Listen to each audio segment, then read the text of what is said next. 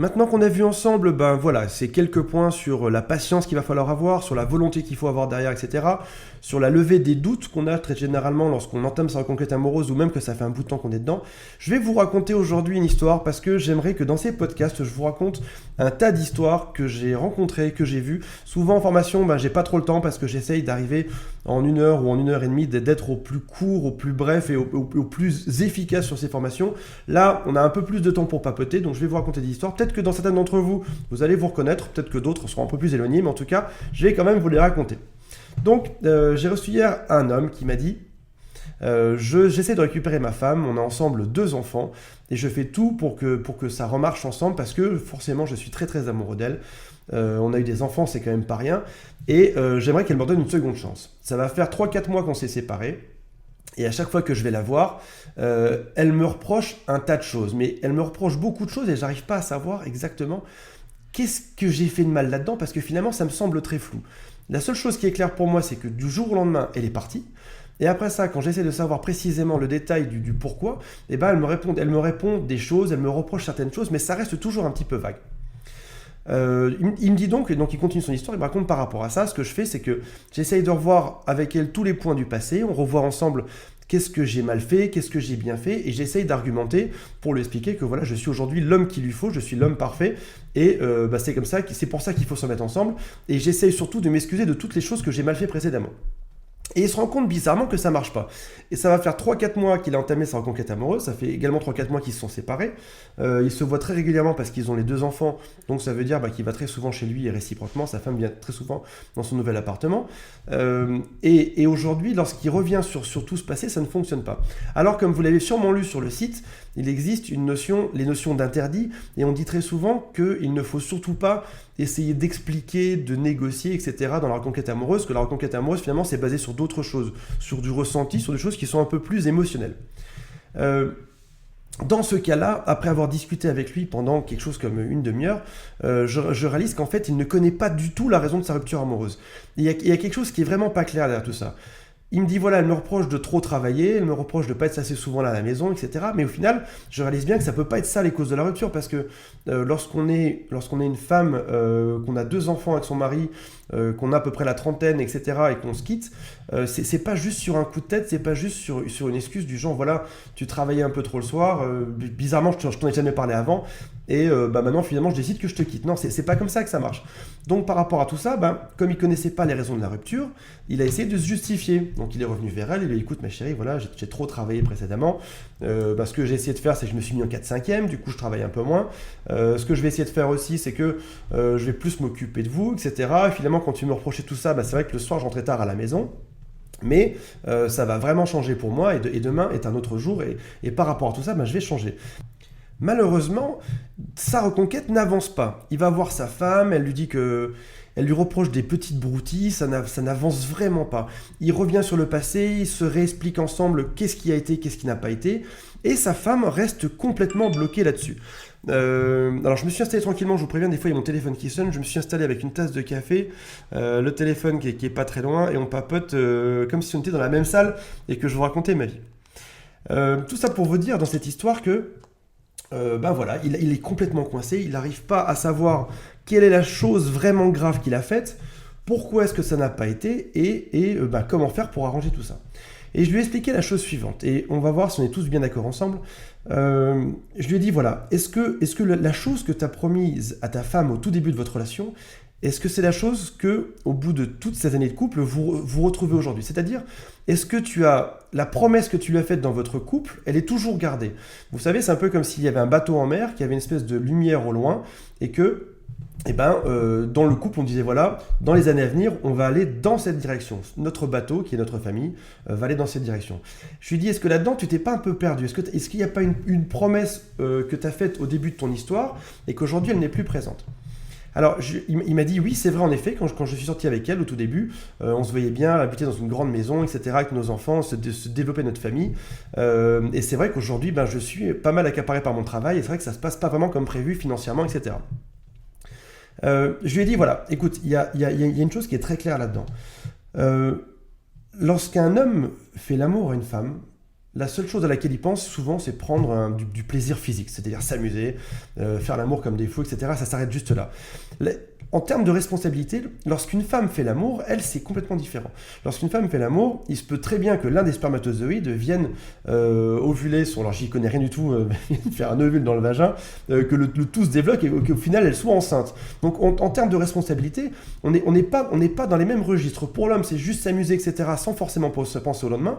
Pour la femme, il y a quelque chose de beaucoup plus impliquant là-dedans, c'est-à-dire que son ventre peut pousser, elle peut tomber enceinte et au final, elle peut se retrouver avec un gosse qu'elle va devoir élever pendant une vingtaine d'années quand même. Donc c'est quand même pas rien.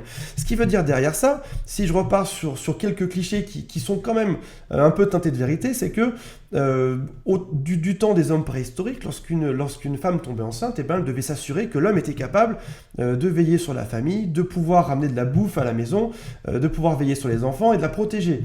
Et tout ça, ça s'appelle comment? Ça s'appelle le projet commun, c'est-à-dire est-ce qu'on a comme projet demain de faire une plus belle maison, de pouvoir héberger toute cette petite famille, etc. Est-ce que demain, tu me promets que on aura suffisamment d'argent pour élever nos enfants, on partira en vacances, on va peut-être créer quelque chose de nouveau, habiter à l'étranger, je sais pas, enfin vivre de nos passions. Donc il y a quand même quelque chose là-dedans. Alors vous allez me dire oui, ok, c'est un peu des clichés le coup des hommes préhistoriques, mais il y a quand même un fond de vérité là-dedans.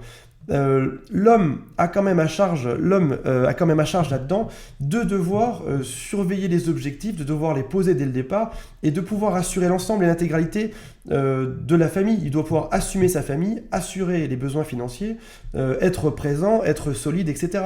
Donc à partir du moment où l'homme n'a plus aucun plan d'avenir, ne se contente de subir le quotidien, parce que là en l'occurrence c'était un peu le cas, l'homme subissait juste son quotidien, n'était pas très content dans son job et ça n'avançait pas trop. On est quand même loin de la vie idéale où on avait un objectif et on y fonçait à toute vitesse. Je veux dire, si ce même homme était, je dis n'importe quoi, je vais comparer à ma propre vie, mais si ce même homme était un entrepreneur, il visait de je sais pas, gagner 3 milliards dans les années à venir, qu'il avait des plans sur la comète, etc. Même si derrière, c'était pas forcément des choses qui allaient se réaliser, mais en tout cas, s'il avait cette ambition, s'il avait cette envie, il donne forcément envie à sa femme de rejoindre son rêve, d'aller quelque part ensemble, et puis on va doucement vers quelque chose. Et tout à l'heure, je vous parlais de la lumière et du phare qui était au loin et qui était la direction dans laquelle le bateau devait se diriger. Et aujourd'hui, l'homme n'avait plus du tout dans ce couple ce rôle de boussole, il n'indiquait plus du tout la direction et forcément au bout d'un moment, lorsqu'il n'y a plus de rêve, lorsqu'on est juste dans le fait de subir le quotidien, la femme se retrouve avec ses 2 enfants et qu'est-ce qu'elle va dire? Elle va dire écoute, aujourd'hui le rêve promis, l'objectif promis ne me correspond plus du tout et entre ce qu'on avait défini au tout début de notre relation et ce qu'on a aujourd'hui, il y a un gap. Alors lorsqu'il lui demande est-ce que tu sais pourquoi tu m'as quitté, la femme répond non, écoute c'est flou mais je sais que tu n'étais pas trop là, etc.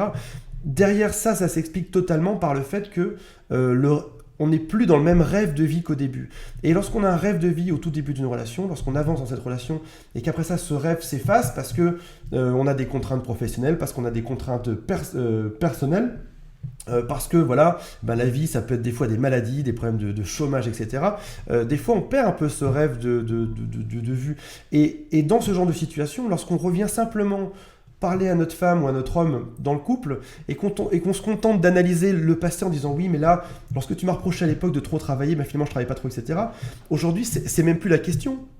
Aujourd'hui la vraie question c'est d'aller de l'avant, c'est d'avoir à nouveau un projet, c'est de dire ok, c'est acquis qu'il y a eu des problèmes dans notre couple, c'est acquis qu'il y a eu des soucis, mais en tout cas, aujourd'hui, j'ai des nouveaux projets. Et le jour où cet homme pourra revenir vers sa femme et lui dire, voilà, écoute, ok, il y a eu des soucis, mais arrêtons d'en parler parce que j'ai très bien compris ce qu'il y a eu comme souci. Aujourd'hui, en tout cas, ce qui est sûr, c'est que j'ai des nouveaux projets qui vont se concrétiser, j'ai ça et j'ai ça et j'ai ça. J'ai mon copain Bob qui m'a parlé de faire tel type de projet, j'ai mon copain Roger qui m'a parlé de faire ça et ça, j'ai mon copain Fred qui me propose d'aller habiter dans le sud, etc. Là, tout d'un coup, on passe dans autre chose, on passe dans un mode où on arrête de se lamenter sur le passé, on a bien compris nos erreurs, c'est plus la peine de revenir dessus, on a très bien compris que les négociations ça sert à rien non plus, et ce qu'on fait c'est qu'on va de l'avant, et dans ce cas-là, on montre à l'autre que on a retrouvé de l'ambition, on a retrouvé des projets de vie, on a retrouvé l'envie de vivre tout court. Et dans ce cas-là, on redevient sexy parce que forcément, une personne qui va de l'avant, une personne qui profite et qui savoure sa vie au jour le jour, ça n'aura rien à voir avec une personne qui va juste se contenter de la subir, d'avoir des problèmes, d'être grincheux, etc., d'être nerveux peut-être. Dans ce cas-là, on est vraiment dans autre chose. Alors vous allez me dire, oui c'est bien beau, j'ai l'air en super forme, je reviens auprès de mon ex, je lui dis que j'ai des projets, mais au final, déjà et d'une, j'ai pas trop la patate, en plus j'ai pas trop de projets, en plus j'ai aucun pote qui s'appelle Roger, et surtout j'ai aucun Bob qui m'a proposé d'habiter dans le sud. Ici, si c'est votre cas, posez-vous une question sur vous-même. Est-ce qu'aujourd'hui vous vous êtes suffisamment récupéré pour songer à aller récupérer votre ex? Est-ce qu'aujourd'hui vous êtes suffisamment à l'aise dans votre peau? Est-ce que vous êtes bien dans vos chaussettes? Est-ce que vous vous surprenez à rêver, à avoir des objectifs à nouveau, etc. Si oui, c'est le cas que vous êtes prêt à aller revoir votre ex et à laisser traîner quelques indices pour que votre ex se dise mince, mais en fait, il ou elle est vraiment en train de changer de vie, il a vraiment un truc excitant et oui, j'ai envie de rejoindre son projet de vie. Si ce n'est pas le cas, demandez-vous si aujourd'hui vous êtes vraiment prêt. Est-ce que vous êtes suffisamment reconstruit? Pourquoi est-ce que ça n'avance pas de votre côté? Est-ce que vous n'êtes pas en dépression? Est-ce que c'est pas un petit coup de déprime? Est-ce que vous devriez pas, je sais pas, retrouver un cercle social, vous refaire des amis, mettre des statuts positifs sur Facebook? Alors ça aussi j'en vois beaucoup, hein. Ce sont des gens qui ont 1000 amis et puis qui vont toujours mettre des statuts un peu dépressifs ou des pensées philosophiques sur la vie. Mieux vaut être dans la légèreté, dans la simplicité, dans l'humour, dans la pertinence que dans un truc un peu compliqué, nébuleux, etc. Aujourd'hui, le vrai but, et c'est sur ces paroles que je vais vous quitter, le vrai but de la vie, c'est de s'amuser, c'est d'avoir un vrai projet, c'est d'en profiter et d'y aller à 200%. Et ce que je vous conseille, juste après la fin de ce fichier audio, c'est de réfléchir à tout ça. Qu'est-ce qui anime votre vie? Qu'est-ce qui vous fait frémir? Qu'est-ce qui vous donne des frissons? Vers où est-ce que vous avez envie d'aller? Et une fois que vous aurez défini ça, mettez ça en avant et faites-le partager à un maximum de personnes, que ce soit sur les réseaux sociaux, que ce soit auprès de vos amis en soirée, auprès de vos collègues de bureau, auprès de vos camarades de classe, je ne sais pas, et surtout auprès de votre ex. Et une fois que votre ex saura que dans votre vie ça va beaucoup mieux, vous avez de grandes chances que ça change et vous avez de grandes chances de changer votre discours, de non plus vous expliquer sur les problèmes du passé, mais au contraire de parler de projets d'avenir. Sur ce, je vous souhaite une excellente journée et je vous retrouve demain pour un nouveau podcast. À bientôt.